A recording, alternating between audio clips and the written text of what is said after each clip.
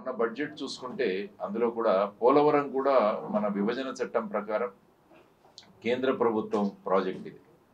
అంటే కేంద్ర ప్రభుత్వం మొత్తం పోలవరాన్ని ఒక నేషనల్ ప్రాజెక్టుగా అందులో ప్రకటించడం జరిగింది. అంటే పోలవరం కట్టాల్సిన బాధ్యత కేంద్ర ప్రభుత్వం మీద ఉంది.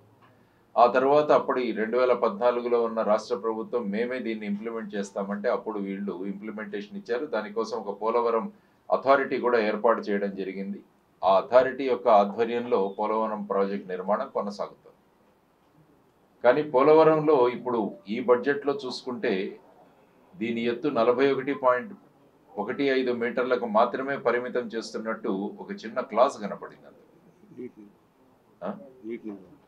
నీటి నిలువ 41.15. యాక్చువల్గా మీరు పోలవరం ప్రాజెక్టులో చూసుకుంటే నీటి నిలువ 45.72 మీటర్లు. దానికి ఉండాల్సిన బాధ్యత ఆ విధంగా పోలవరం ప్రాజెక్టును నిర్మాణం చేస్తే ఈ విధంగా నిర్మాణం 45.72 మీటర్లు కనుక చేయగలిగితే అందులో సుమారుగా 960 మెగావాట్ల హైడ్రో పవర్, తర్వాత 28.5 లక్షల ప్రజలకి డ్రింకింగ్ వాటర్ సప్లై అంటే మంచినీటి సరఫరా, అందులో 611 గ్రామాలకి, తర్వాత 80 టీఎంసీల నీరు కృష్ణా నదికి డైవర్ట్ చేయడానికి కూడా, ఆ తర్వాత ఇరిగేషన్ పొటెన్షియల్ సుమారుగా 4,36,825 హెక్టర్కి ఇరిగేషన్, ఇవన్నీ కూడా చేసేది. తర్వాత 23.44 టీఎంసీలు విశాఖపట్నం ఇండస్ట్రీస్కి కానీ ముఖ్యంగా వైజాగ్ స్టీల్ ప్లాంట్ కోసం తీసుకురావడం.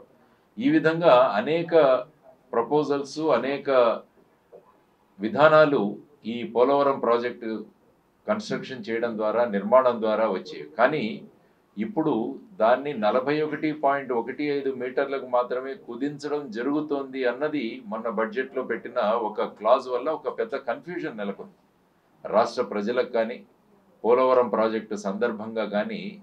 అంటే ఇది ఏమవుతుంది ఈ ప్రాజెక్టు అన్నది. అంటే ఈ 41.15 మీటర్లకే మీరు రిస్ట్రిక్ట్ చేస్తే అందులో మన పవర్ ఏదైతే ఉందో 960 మెగావాట్లు మనం ఏదైతే అనుకుంటున్నామో అందులో 960 మెగావాట్లు మనం సాధించలేము. ఆ తరువాత కృష్ణానదికి ఏదైతే 80 టీఎంసీలు ఇవ్వాలనుకుంటామో అది కేవలం 30 టీఎంసీలకు మాత్రమే పరిమితం అవుతుంది. 23 టీఎంసీలు ఏవైతే విశాఖపట్నానికి ఇవ్వాలో అది కేవలం 18 టీఎంసీలకు మాత్రమే పరిమితం అవుతుంది. సో ఈ విధంగా చూసుకుంటూ వెళితే ఈ 45.72 మీటర్ల నుంచి 41.15 మీటర్లకు భవిష్యత్తు ఏమవుతుందన్నది పెద్ద కన్ఫ్యూషన్లో ఉన్నది, సంభ్రమంలో ఉన్నది రాష్ట్రం. కాబట్టి మేము అడుగుతున్నది ఏంటంటే ఈ విషయం పట్ల ఒక స్పష్టత రావాల్సిన అవసరం చాలా ఉంది. అంటే ప్రస్తుతానికి 41.15 మీటర్లు, ఆ తర్వాత 45.72 చేస్తారు. ఎందుకంటే కేంద్ర ప్రభుత్వం మొదటి నుంచి కూడా మేము ఇరిగేషన్ కాంపోనెంట్కు మాత్రమే నిధులు కేటాయిస్తామని మాట్లాడుతున్నారు. ముఖ్యంగా 41.15, 45.72 మాత్రం మెయిన్గా వచ్చిన సమస్య ఏంటంటే R&R package, relief and rehabilitation package.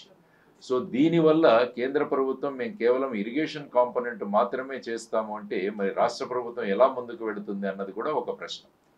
కాబట్టి ఇప్పుడు రాష్ట్ర ప్రభుత్వం స్పష్టంగా చేయాల్సిన విషయం ఏంటంటే పోలవరం ప్రాజెక్ట్ అన్నది 45.72 మీటర్లు ఖచ్చితంగా నెరవేరుస్తాం. ఆ తర్వాత దానికి కావలసిన అదనపు నిధులు ఏవైతే ఉన్నాయో సుమారుగా 21,000 కోట్ల రూపాయలు అది కూడా కేంద్ర ప్రభుత్వం నుంచి కేటాయింపులు చేసుకుంటామని రాష్ట్ర ప్రభుత్వం కేంద్ర ప్రభుత్వం నుంచి ఒక హామీ తీసుకోవాల్సిన అవసరం.